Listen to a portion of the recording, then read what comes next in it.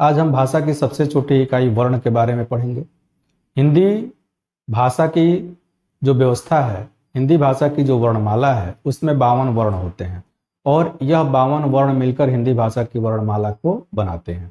तो आइए हम जो हिंदी भाषा में प्रयुक्त किए जाते हैं उन 52 वर्णों को पहले कैसे लिखा जाता है, क्या क्या उनके समूह होते हैं, उस समूह के आधार पर उसको लिखना सीखेंगे और फिर वर्णमाला के बारे में आगे बातें करेंगे। तो देखें, जैसे हिंदी में जो 52 वर्ण होते हैं उसमें सबसे पहले हम लिखते हैं अ, आ, छोटी ई, बड़ी ई, छोटा ऊ, बड़ा ऊ, री। उसके बाद ए, ऐ, ओ, औ, अ। अब उसके बाद जो हमारा वर्ण व्यवस्था शुरू होता है वह क से होता है। क, ख, ग, घ, अंग, च, छ, ज, झ, य, ट, ठ, ड, ढ, अड़, त, थ, द, ध, न, प, फ, ब, भ, म। यह 5-5 के समूह में लिखते हैं। अब इसके बाद हम गलती क्या करते हैं, पढ़ने वाले जैसे छोटे बच्चों की पुस्तकों में भी वही क्रम दिया होता है, या असावधानी से अगर शिक्षक पढ़ाता है तब भी ये गलती कर जाता है। इसके बाद यह 5 का क्रम बना है तो 5 के क्रम में आगे भी लिख देता है। लेकिन हमको करना क्या चाहिए, अब यहाँ हमको ध्यान रखना चाहिए कि इसको अगर लिखें तो हम ऐसे लिखें, य, र, ल, व, बस 4 ही। उसके बाद यह तालव्य स, यह मूर्धन्य स, यह दंत्य स और यह ह। उसके बाद कछ, यह त्र, यह ज्ञ और यह स्र। और अंत में 2 होता है, ड और ढ का दूसरा रूप द्विगुण व्यंजन के रूप में, जिसको हम जानते हैं। तो इस तरह अगर देखा जाए तो इस क्रम में यदि हम वर्णों को लिखते हैं, पढ़ते हैं, तो आगे की समझ में यह हमारी सहायता करता है। अब यह देखें कि अ तक तो यहां लिखा गया, लेकिन अंग और अह को अलग किया गया। आखिर क्यों? तो इसका कारण है कि हिंदी वर्णमाला में 2 प्रकार के वर्ण होते हैं, स्वर और व्यंजन। तो इस दोनों को 2 पंक्ति में जो लिखे गए अ, आ, छोटी, बड़ी, छोटा ऊ, बड़ा ऊ, री, ए, ऐ, ओ और औ, इनको हम स्वर कहते हैं। यह जो अंग है इसका नाम अनुस्वार है। अनुस्वार हम उसे कहते हैं जिसके उच्चारण में नाक से सहायता लेनी पड़ती है। जो अह होता है इसको हम विसर्ग कहते हैं। ठीक, अब उसमें देखें, यह जो क है, क से ज्ञ तक, अंग तक, च से य तक, ट से अड़ तक, त से न तक, प से म तक, इन सबको जब हम बोलते हैं तो जीभ हमारी सहायता करता है। और जैसे हम जानते हैं कि उच्चारण के जो 5 अवयव होते हैं, कंठ, तालु, मूर्धा, दांत और ओठ, उन सब की सहायता से इनका उच्चारण किया जाता है। और एक चीज और हम जान ले आज, कि जो उच्चारण के 5 अंग होते हैं वह होते हैं, जैसे कंठ अंदर से बाहर की ओर, दूसरा है तालु, तीसरा है मूर्धा, चौथा है दांत और 5वां है ओठ।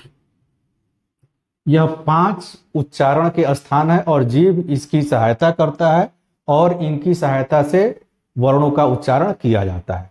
तो यह जो 5 क्रम है वही 5 यहाँ है। जैसे कंठ है तो कंठ से जो बोले जाते हैं वो उनको क वर्ग कहते हैं। जो तालु से बोले जाते हैं उसको च, छ, ज, झ, य कहते हैं। ट, ठ, ड, ढ, अड़ को मूर्धा से बोलते हैं। त, थ, द, ध, न को दांत से बोलते हैं। प, फ, ब, भ, म को ओठ से बोलते हैं। और जैसे अंदर से बाहर की ओर इसका क्रम है, उसी लिए इसको भी हम क्रम में लिखते हैं। जैसे अंदर से पहला क्रम कंठ का है तो कंठ से जो बोला जाता है उसको पहले लिखा गया क, ख, ग, घ, अंग। क वर्ग का जो तालु है दूसरा उसको च, छ, ज, झ, य, ट, ठ, ड, ढ, अ। अब यह ध्यान दे कि जब हम बोलते हैं, जैसे जीभ हमारी सहायता करती है बोलने में, तो जैसे बोलते हैं क, ख, ग, घ, अंग, तो इसको जब हम बोलते हैं तो जो जीभ है वह, जैसे बोलते हैं क, तो बीच में थोड़ा सा अवरोध उत्पन्न करती है और आवाज सीधे कंठ से निकलता है। तो इस तरह के वर्ण को जो कंठ से बोले जाने वाले कहे गए, इनको हम पहले क्रम में रखे गए। दूसरा है, जैसे बोलते हैं च, छ, ज, झ, य, तालव्य स में श। तो इसको जब हम उच्चारित करते हैं तो हम पाते हैं कि जो जीभ है वह ऊपर के तालु से चिपकती है, उसका स्पर्श करती है और तब इनका उच्चारण किया जाता है। तालु होता है, जैसे जीभ को हम ऊपर की ओर स्पर्श करते हैं तो जो चिकना स्थान होता है उसको हम तालु कहते हैं, तो वह तालु से उच्चारित होने वाले दूसरे वर्ण हो जाते हैं। जब आगे हम बढ़ते हैं तो जीभ को स्पर्श करे, जैसे तालु से आगे की ओर दांत की ओर ले जाते हैं तो खुरदरा स्थान है, उस खुरदरा स्थान को हम मूर्धा कहते हैं। अब जब इसका उच्चारण करते हैं, जैसे बोलते हैं ट, ठ, ड, ढ, अड़, तो उस स्थान को, उस खुरदरे स्थान को जीभ स्पर्श करती है और इस कारण यह मूर्धा से उच्चारित होने वाले हैं और तीसरे स्थान पर रखा जाता है। अगला जो वर्ग उच्चारण स्थान है वह दांत है।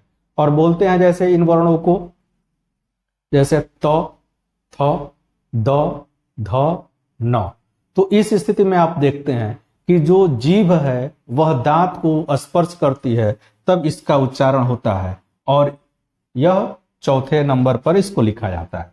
आगे जो पांचवा है हमारा उच्चारण स्थान, ओठ। तो जैसे हम बोलते हैं प, फ, ब, भ, म, तो दोनों ओठ है वह एक दूसरे को स्पर्श करते हैं और इस कारण इनको पांचवें स्थान पर रखा जाता है ओठ की श्रेणी में। अब सवाल आता है कि बाकी इनका भी तो उच्चारण हम करते हैं, इनके भी उच्चारण स्थान होंगे, य, र, ल, व है, इनके भी उच्चारण स्थान होंगे। तो इन उच्चारण स्थानों को हम फिर प्रयास करेंगे जानने का कि आखिर उच्चारण स्थान क्या है और उसमें कौन कौन से, जैसे स्वर भी है, बाकी इन पांच के अलावा अन्य वर्ण भी है, इनको हम कहां से बोलते हैं, कैसे बोलते हैं, इसके बारे में हम जानेंगे। सामान्य रूप से देखें कि यह पांचों के उच्चारण में जीभ किसी न किसी अंग को स्पर्श करती है या उसके मार्ग में अवरोध उत्पन्न करती है, तो इस कारण इनको हम स्पर्श व्यंजन कहते हैं।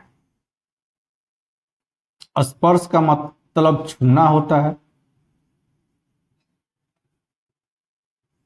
अब य, र, ल, व, यह अंतस्थ इनको कहा जाता है। कारण है कि यह स्वर और व्यंजन के मध्य स्थित होते हैं, इस कारण इन वर्णों को हम अंतस्थ व्यंजन कहते हैं। और वह वर्ण कौन कौन से हैं, वह है य, र, ल और व, अंतस्थ, इनको हम अंतस्थ कहते हैं। यह है, जैसे हम पढ़ते हैं लेकिन जानते नहीं कि आखिर उच्चारण इसका कैसे, जैसे हमको पढ़ाया जाता है तालव्य स, मूर्धन्य स, दांती स, लेकिन तालाबी स क्यों है, मूर्धन्य स, मूर्धानी स क्यों है, इस पर हम चर्चा नहीं करते हैं, न बताया जाता है। तो इसको ध्यान रखें कि यह, इसको हम तालव्य स कहते हैं क्योंकि इसका उच्चारण जीभ जब तालु को स्पर्श करती है तब होता है, तो यह तालव्य स है। यह मूर्धन्य स है, कारण है कि इसको बोलने के समय जीभ मूर्धा को स्पर्श करती है तब इसका उच्चारण होता है।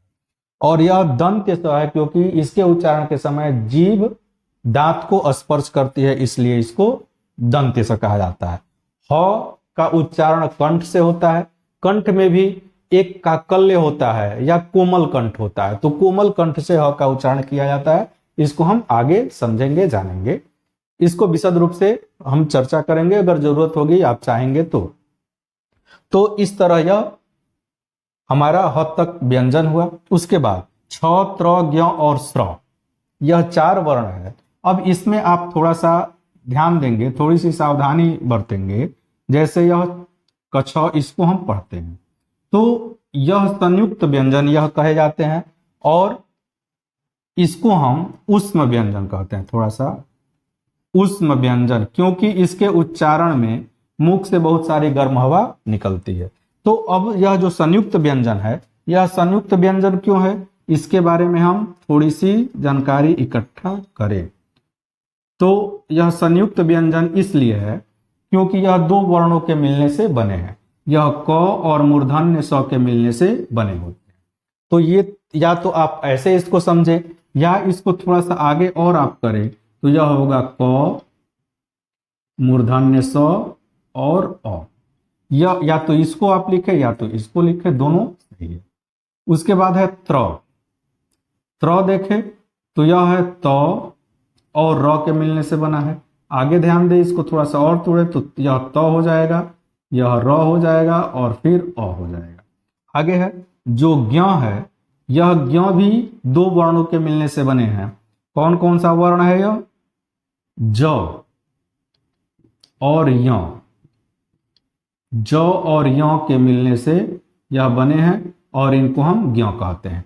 अब चूंकि किसी वर्ण का उच्चारण स्वर की सहायता के बिना नहीं हो सकता है, इसलिए इसमें स्वर भी लगा होता है। तो उस स्वर को यदि हम अलग से निकालें तो यह है ज, य और अ। और उसके बाद है स्र। स्र में तालव्य स और र लगा हुआ है। अगर इसको अलग करें तो यह है स, र और। उसके बाद यह दो बचे ढ, इसको ढ और इसको ढ, जैसे पढ़ते हैं जैसे बड़ा, पढ़, चढ़, इस तरह के जो उच्चारण होते हैं उसमें है। तो इसके एक रूप ड और ढ के रूप में यहाँ प्रयुक्त है और दूसरा रूप यहाँ है। तो इस कारण इसको हम द्विगुण व्यंजन भी कहते हैं, इनको द्विगुण व्यंजन कहते हैं। अब इसमें ध्यान दें, और इसको द्विगुण व्यंजन के अलावा इसको उत्क्षिप्त व्यंजन भी कहते हैं।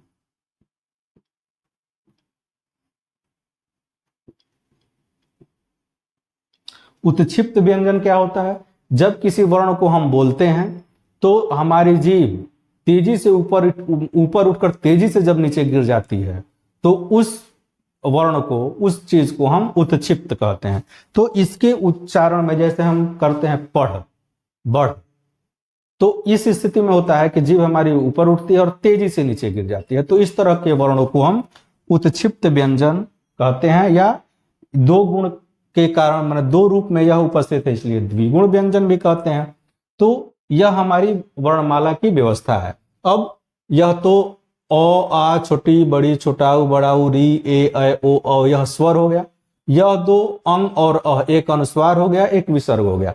तो इसको इसमें या इसमें क्यों नहीं लिखा गया, तो कारण होता है कि अंग और अ दो ऐसे वर्ण होते हैं जो स्वर और व्यंजन एक साथ होते हैं। और स्वर और व्यंजन की यह विशेषता होती है कि व्यंजन के बाद यदि कोई स्वर आता है तो व्यंजन और स्वर मिलकर एक रूप हो जाता है। लेकिन इसमें है कि व्यंजन स्वर के बाद है और इन दोनों को एक साथ जब मिलाया जाता है फिर भी दोनों में आपस में मेल नहीं हो पाता। इसमें स्वर अलग रहता है, व्यंजन अलग रहता है। इस कारण यह न तो स्वर ही हो पाता है और न ही व्यंजन ही हो पाता है।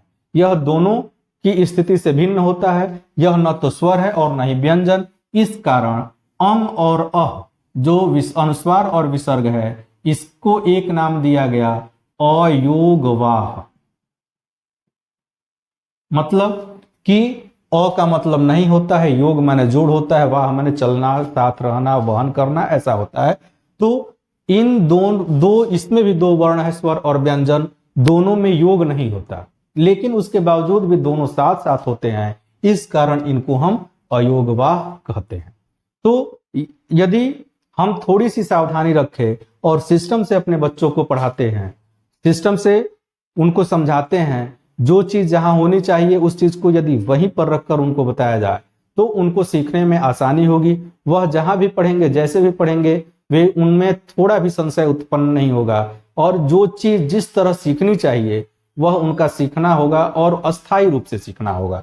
तो थोड़ी सी सावधानी हम रखेंगे यदि हम बच्चों को पढ़ाते हैं, छोटे बच्चों को ट्यूशन वगैरह भी देते हैं, स्कूल में भी पढ़ाते हैं, तो इस चीज को हम ध्यान में रखेंगे कि यह जो 5 का क्रम है यह 5 का क्रम म तक होना चाहिए, उसके बाद 4 का क्रम होना चाहिए, उसके बाद 2। अगर ऐसा है तो वह समझेंगे कि आखिर यह म तक का एक रूप है, यह य र ल व है, यह कोई दूसरा रूप है, स स श ह यह दूसरा रूप है, छत्र ज्ञ श्र का कुछ दूसरा रूप है। और इस क्रम में वह उसको सीखेंगे, समझेंगे, और उनका सीखना और जानना, समझ बनाना अस्थायी होगा, बिना संशय के, कोई उसमें संशय नहीं होगा। तो इस तरह यह वर्णमाला का रूप है, जो साधारण रूप से अभी हमने इसको जाना। इसमें इतनी बहुत सारी ऐसी चीजें हैं जिसको बहुत विशद तरीके से, मतलब घंटों की वीडियो बनेगी तब यह स्पष्ट हो पाएगा। तो यदि आपको कोई संशय होता है, कहीं दिक्कत होती है, या कुछ और जानना हो है यदि इसके बारे में, तो आप इसमें कमेंट करिएगा, माध्यम से सूचित करिएगा, जिससे आपको उस संशय को दूर करने का प्रयास किया जाएगा। बस इतना ही आज इस वीडियो में, बस इतना ही।